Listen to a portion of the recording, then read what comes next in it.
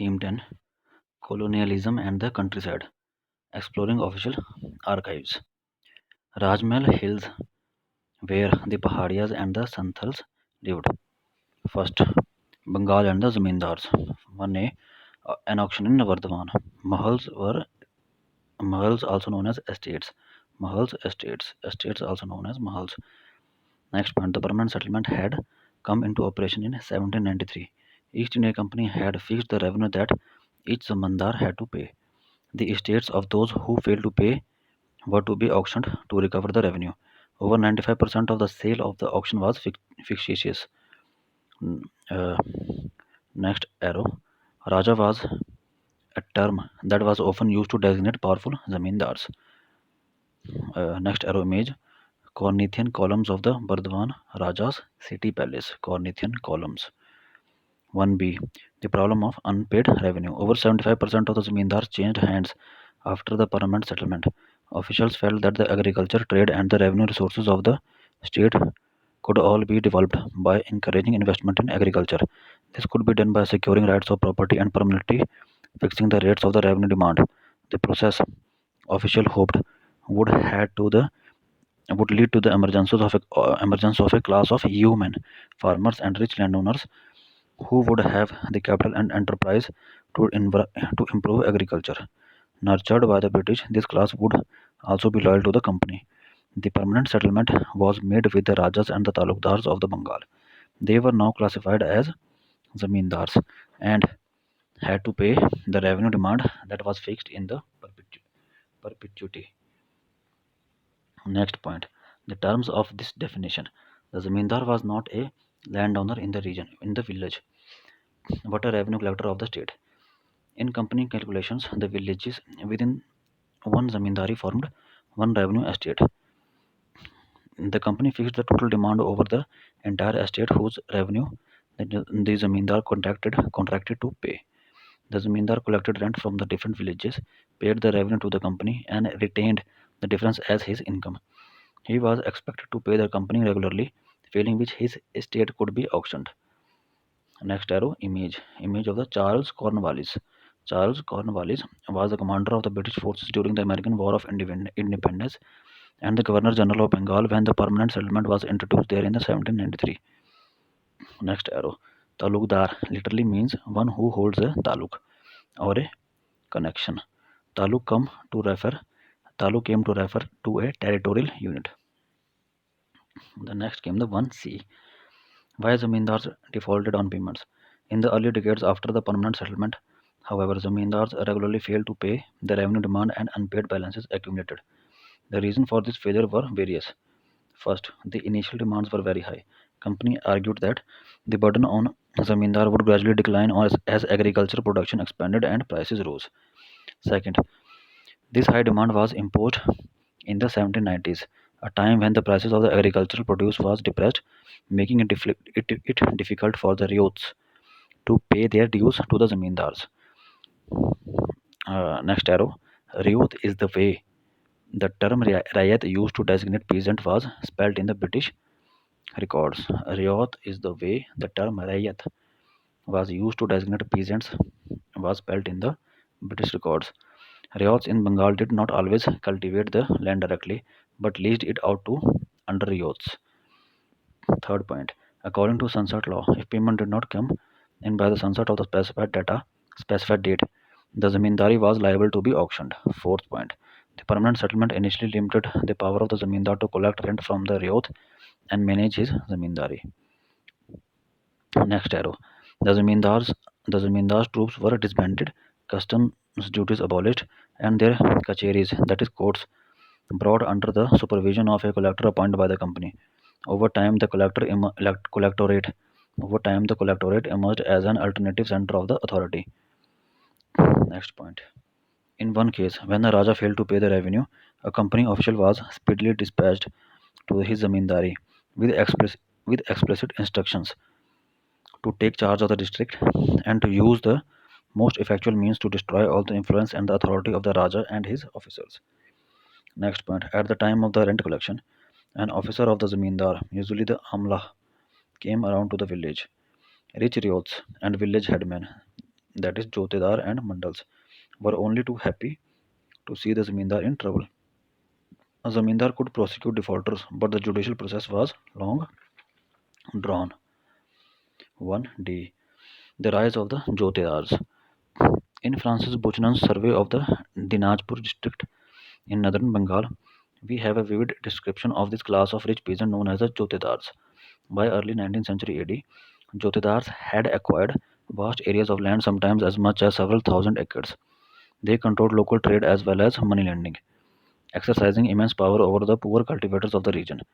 A large part of their land was cultivated through sharecroppers, that is, adhyars or bargadars, sharecroppers who brought their own plugs, labored in the field, and handed over half the produce to the jotedars after the harvest. Unlike zamindars, who often lived in the urban areas, jotedars were located in the villages and exercised direct control of a considerable section of the poor villagers. They fiercely resisted they fiercely resisted efforts of the zamindar to increase the jama or the village prevent or the village or the village prevented zamindari officials from executing their duties, mobilized riots who were dependent on them, and deliberately delayed payments of the revenue to the zamindar.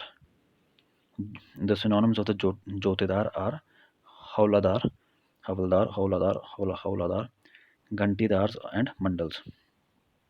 A next arrow image Bengal village scene by George Chinnery in 1820, who painted scenes of everyday life. Next arrow Kist, that is installment. Potas meaning deeds of contract. Fauzdari Thana means police station, and Munsif is a judicial officer at lower court. Munsif is a judicial officer at the lower court. Double arrow. Zamindars were responsible for paying revenue to the company, distributing the revenue demands, that is, Jama over the villages. Next arrow. Each village, Riot, big or small, paid rent to the Zamindar. Next arrow. Jotedars gave out loans to the Riots and sold their produce. Next arrow. Riots cultivated some land and gave out the rest to under Riots on rent. Next arrow. Under Riots paid rent to the Riots. So under Riots paid rent to the Riots, as well as under Riot pays rent to the Jotedar. A rich Riot, also a trader and a moneylender. Riot and Jotedar both paid rent to the Zamindar. Zamindar controls numerous villages, and Zamindar in the end pay tribute to the company, pay rent to the company, not tribute but rent to the company. The next is 1E. The Zamindars resist. Fictitious sale was a strategy to save their land from auction. Raja of Bardhaman, for example, first transferred some of his zamindari to his mother, since the company had decreed that the property of the woman would not be taken over. Then, as a second move, his agents manipulated the auction. Subsequently, they refused to pay up the purchase money, so that the estate had to be resold. Once again, it was brought by the zamindar's agents. Once again, the money was not paid, and once again, there was an auction. This process was repeated endlessly, exhausting the state and the other bidders at the auction. At last, the estate was sold at the lower price back to the zamindar. The zamindar never paid the full revenue demand. The company rarely recovered the unpaid balances that had piled up. Next arrow, Benami purchases. Benami, literally anonymous, for transactions made in the name of a fictitious or relatively insignificant person, whereas the real beneficiary remains unnamed. Next point.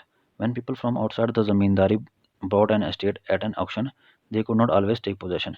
At times, their agents would be attacked by lathials of the former zamindar.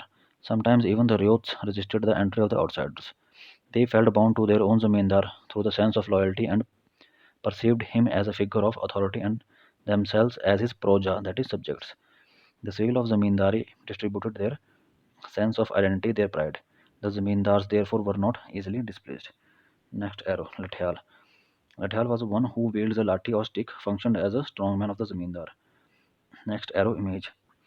महाराजा मेहताब चंद 1820 से 79 और 29 क्या लिखा हुआ है. When permanent settlement was imposed, Tej Chand was the Raja of Bardhaman. Subsequently, under Mehtab Chand, the estate prospered.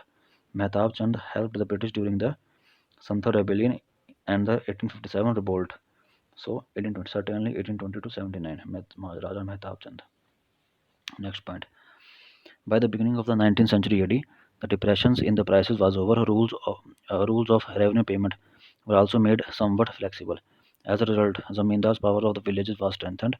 It was only during the Great Depression of the 1930s that they finally collapsed, and the Jotedars consolidated their power in the countryside. 1F. The fifth report, submitted to the British Parliament in 1813. 1813. Fifth of the series of the reports on the administration and activities of the East India Company in India. Appendices that reproduced petitions of the zamindars and ryots, reports of collectors from different districts, statistical tables on revenue returns, and notes on the revenue and judicial administration of the Bengal and Madras written by officials. The fifth report was one such report produced by a select committee. Researchers have carefully examined the archives of various Bengal zamindars and the local records of the districts to write about the history of the colonial rule in the rural Bengal. They indicate that the intent on criticizing the maladministration of the company. The fifth report exaggerated the collapse of the traditional zamindari power, as also overestimated the scale on which zamindars were losing their land.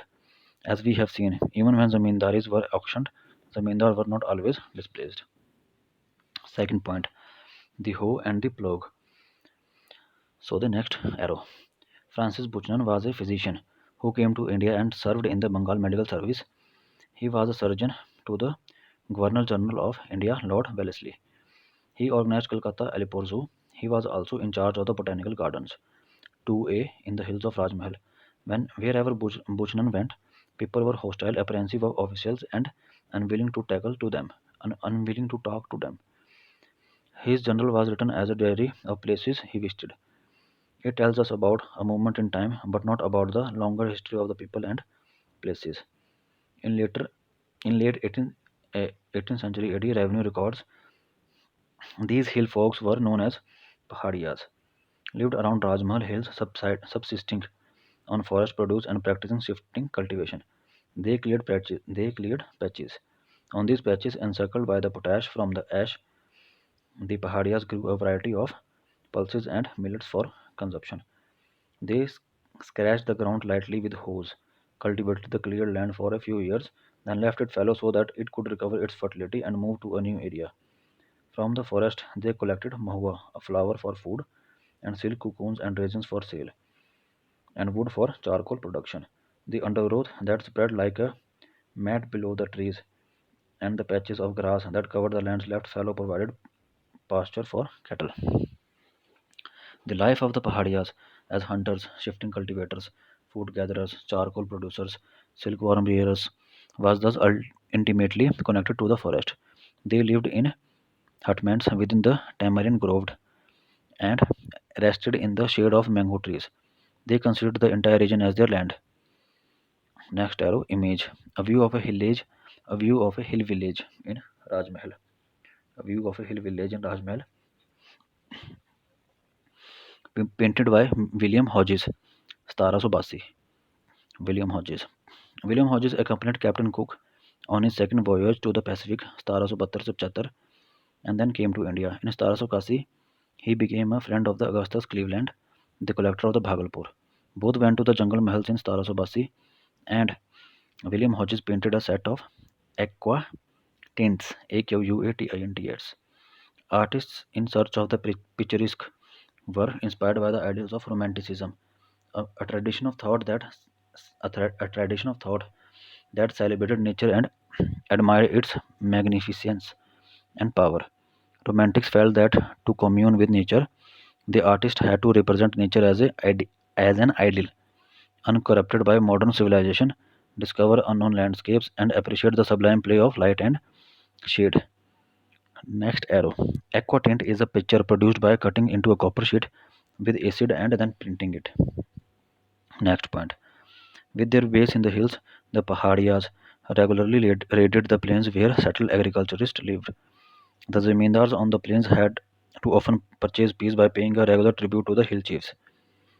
Traders similarly gave a small amount to the hill folk for permission to use the passes controlled by them. As settled agriculture expanded, the area under the forest and the pastures contracted. This sharpened the conflict between the hill folk and settled cultivators. In the 1770s, the British embarked on a brutal policy of extermination. Brutal policy of extermination, hunting the Pahadias down and killing them. Then, by the 1780s, Augustus Cleveland, the collector of the Bhagalpur, proposed a policy of pacification. Policy of pacification. Pahadia chiefs were given an annual allowance and made responsible for the proper conduct of their men. Those who accepted most often lose authority within the community, being in the pay of the colonial government. They came to be perceived as subordinate employees or stipendiary chiefs. So when the Buchanan traveled through the region in the winter of the 1810-11, the Pahadias naturally viewed him with suspicion and distrust. Santals were pouring into the area, clearing forest, cutting down timber, plugging land, and growing rice and cotton. As the lower hills were taken over by the Santhal settlers, the Pahadias receded deeper into the Rajmahal hills. If Pahadia life was symbolized by the hoe, which they used for shifting cultivation, the settlers came to represent the power of the plow settlers, that is the Santhals. Now the next point is 2B, the Santhals, pioneer settlers. At the end of the 1810, Buchanan crossed Ganjuria Pahad, which was part of the Rajmahal ranges. He wrote, in quotations, Ganjuria is just sufficiently cultivated to show what a glorious country this might be made. I think its beauty and riches might be made equal to the almost any in the universe. Close. The soil here was rocky but uncommonly fine, and nowhere had Buchanan seen finer tobacco and mustard. Santals moved into this area around 1800, displaced, displaced the hill folk who lived on these lower slopes, cleared the forest, and settled the land. Next arrow image. The village in the lower Rajmahal hills was sketched by Walter Sherville. Walter Sherville. The village in the lower Rajmahal hills was sketched by Walter Sherville. Next point. Santals came into Bengal around 1780s.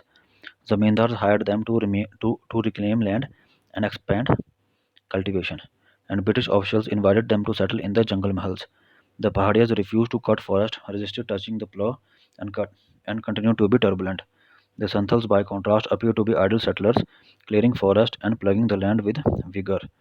By 1832, a large area of the land was demarcated as Damin e Koh. This was declared to be the land of the Santals.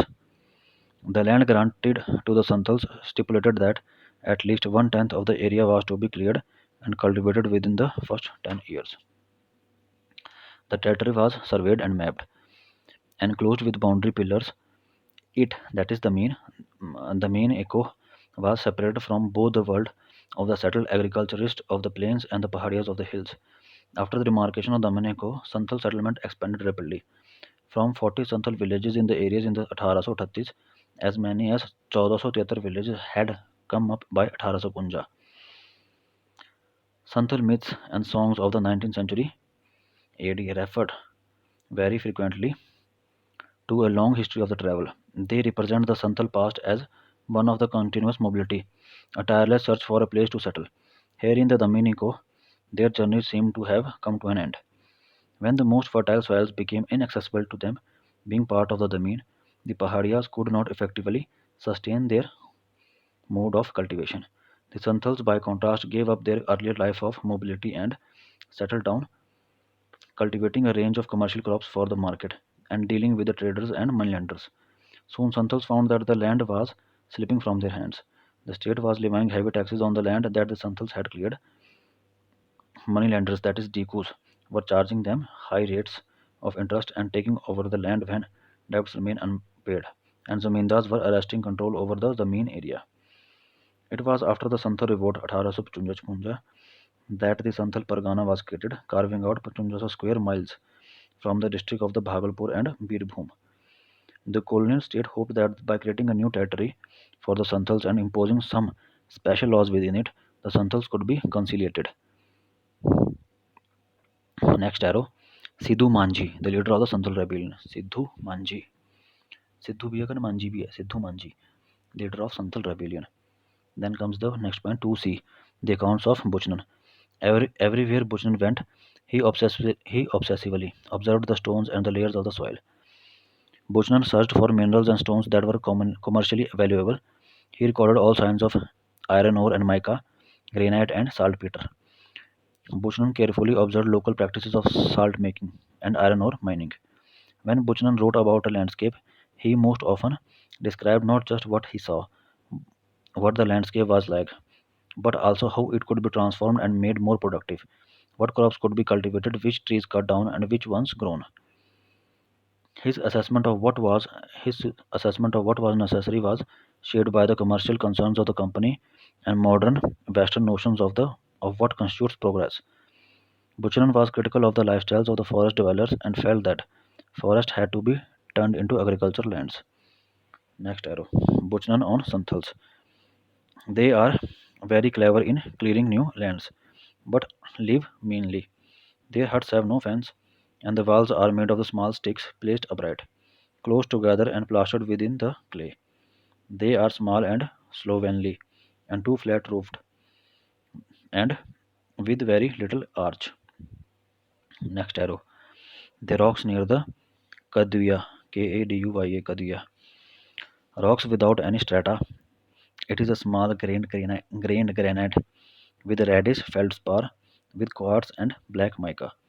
More than half a mile from thence, I came to another rock, not stratified and consisting of very fine grained granite and yellowish feldspar, whitish quartz, and black mica. Next arrow. Plantations of Asan and Palas for Tassar silk works and lac should occupy the place of woods to as great an extent as the demand will admit. The remainder might be all cleared, and the greater part cultivated, while what is not fit for the purpose might rear Palmyra, that is Palmyra, and Mahua, that is Mahua. Then the third point, a revolt in the countryside, the Bombay Deccan. Alarmed by the actions of the rebels and keen on restoring order, state authorities do not simply repress a rebellion. They try and understand it, inquire into its causes so that the policies can be formulated and peace established. These inquiries produce evidence that historians can explore. Next point, peasants revolted against moneylenders and grain leaders. One such revolt occurred in the 1875 in the Deccan. Next arrow. On 16 May 1875, the district magistrate of the Pune wrote to the police commissioner. On arrival at Supa on Saturday, 15 May, I learnt of the disturbance. One horse, one house of a moneylender, one house of a moneylender was burnt down. About a dozen were forcibly broken into and completely gutted of their content. Account papers, bonds, grains, country cloth were burnt in the street where heaps of ashes are still to be seen. The chief constable apprehended two persons. The chief constable apprehended 50 persons. Stolen property worth rupees 2000 was recovered. The estimated loss is over 25,000 rupees. Moneylenders claim it over rupees 1 lakh. Deccan Rights Commission. Next arrow. Native opinion Bombay. Native opinion Bombay. Native opinion Bombay. याद रखियो native opinion Bombay. Then 3A. Account books are burnt. The movement began at Supa, a large village in Pune. It was a market center where many shopkeepers and moneylenders lived. On 12 May 1875, riots attacked and demanded their bhai khatas, that is account books, and debt bonds. They burned the khatas, looted grain shops, and in some cases set fire to the houses of sahukars. Next arrow. A sahukar was someone who acted as both a moneylender and a trader. Sahukar acted both as a moneylender and a trader. Next point. From Pune, the revolt spread to Ahmednagar. Then, over next 2 months, it spread even further. Over an area of 6,500 square kilometer, everywhere the pattern was same. Sahukars were attacked, account books burnt, and debts bond destroyed. 3B. A new revenue system. The permanent settlement was rarely extended to any region beyond Bengal. Why was this so? Question mark. One reason after 1810, agriculture prices rose, increasing the value of the harvest produce and enlarging the income of the Bengal zamindars. So, in territories annexed in the 19th century AD, temporary revenue settlement was made. There were other reasons too. When officials devise policies, their thinking is deeply shaped by the economic theories they are familiar with. By 1820s, 1820s, economist David Ricardo was famous. Colonial officials had learned Ricardian ideas during their college years. In Maharashtra, when British officials set about formulating the terms of the early state settlement in the 1820s, they operated with some of these ideas. According to Ricardian ideas, a landowner should have a claim only to the average rent that prevailed at a given time. When the land yielded more than this average rent, the landowner had a surplus that the state needed to tax. If the tax was not levied, cultivators were likely to turn into rentiers, and their surplus income was unlikely to be productively invested in the improvement of the land. Rentier is a term used to designate people who live on the rental income from the property. Next point. Many British officials thought that the history of the Bengal confirmed Ricardo's theory. There, the zamindars seem to have turned into rentiers, leasing out land and living on the rental incomes, therefore need to have a different system. The revenue system that was introduced in the Bombay Deccan came to be known as the Ryotwari system. The revenue was directly settled with the Ryots. The average income from different types of the soil was estimated. The revenue paying capacity of the Ryot was assessed, and a proportion of it fixed as the share of the state, and a proportion of it fixed as a share of the state. The lands were resurveyed every 30 years and the revenue rates increased. The lands were resurveyed every 30 years. The revenue rates increased. 3C. Revenue demand and peasant debt. The first revenue settlement in Bombay Deccan was made in the 1820s. Revenue demand was so high that in many places peasants deserted their villages and migrated to new regions. Revenue collectors were keen on demonstrating their efficiency and pleasing their superiors, extracting revenue with utmost severity. When someone failed to pay, his crops were seized and a fine was imposed on the whole village. Next point, by 1830s problem 1830s. By 1830s problem became more severe. Prices of agricultural products fell sharply after 1832 and did not recover for over a decade and a half. Famine in 1832-34. One third of the cattle of the Deccan were killed and half of the human population died. Those who survived had no agricultural stocks to see them through the crisis.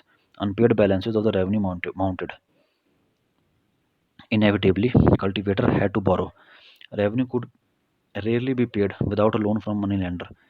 As debt mounted and loans remained unpaid, peasants dependent on the moneylenders increased. They now needed loans even to buy their everyday needs and meet their production expenditure. By 1840s, officials were finding evidence of alarming levels of peasant indebtedness everywhere. By mid 1840s, there were signs of an economic recovery of sorts. Many British officials had begun to realize that the settlements of the 1840s had been harsh, so the revenue demand was modified to encourage peasants to expand cultivation. After 1845, agricultural prices recovered steadily. Cultivators were now extending their acreage, moving into new areas, and transforming pasture land into cultivated fields. But to expand cultivation, peasants needed more plugs and cattle. They needed money to buy seeds and land. For all this, they had to turn once again to the moneylender for loans. And the next point is 3D. Then came the cotton boom. Before 1860, three-fourths of the raw cotton imports into the Britain came from the America.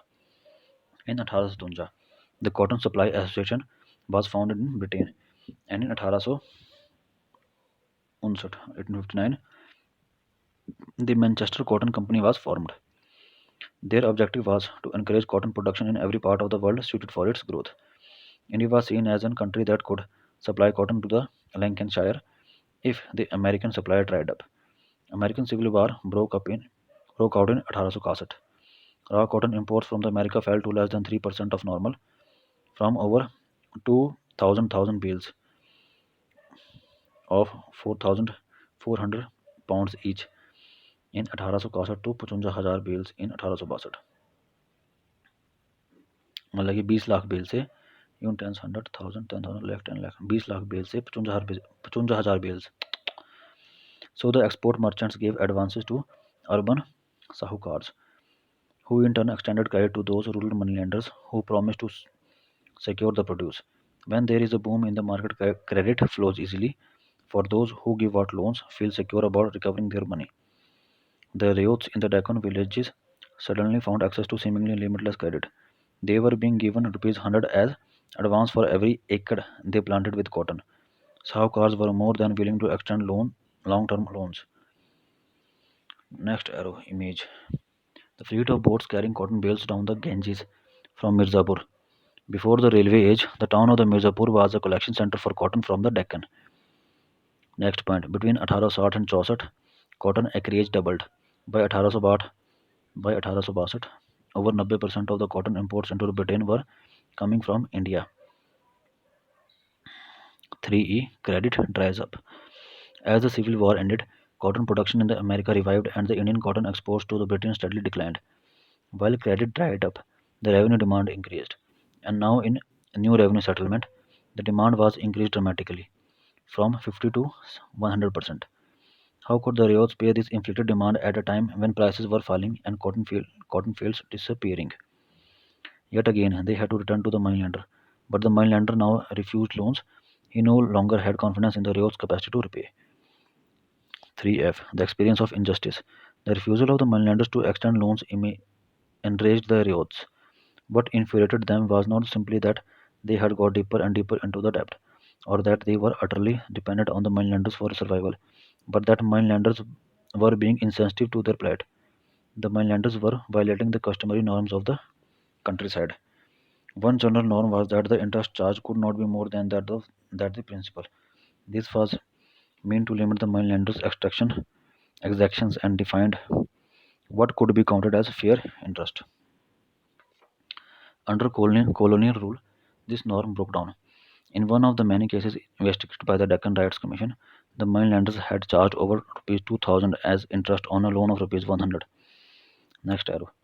Example of petition from the riot on the of the village of the Miraj Gaon, Taluka Karchat, to the collector Ahmednagar, Deccan Rights Commission. Next point. The riots came to see the moneylender as devious and deceitful. They complained of moneylenders manipulating leaves, money plan- they complained of moneylenders manipulating laws and forging accounts. In 1859, the British passed a limitation law that stated that the loan bonds signed between the moneylenders and riots would have validity of only 3 years. This law was meant to check the accumulation of the interest over time. The moneylender, however, turned the law around, forcing the riot to sign a new bond every 3 years. When a new bond was signed, the unpaid balance, that is, the original loan and the accumulated interest, were entered as the principal on which a new set of interest charges were calculated. In petitions that the Deccan Rights Commission collected, Riots described how this process worked and how moneylenders used a variety of other means to short-range the riot. They refused to give receipts when loans were repaid, entered fictitious figures in bonds, acquired the peasants' harvest at low prices, and ultimately took over peasants' property.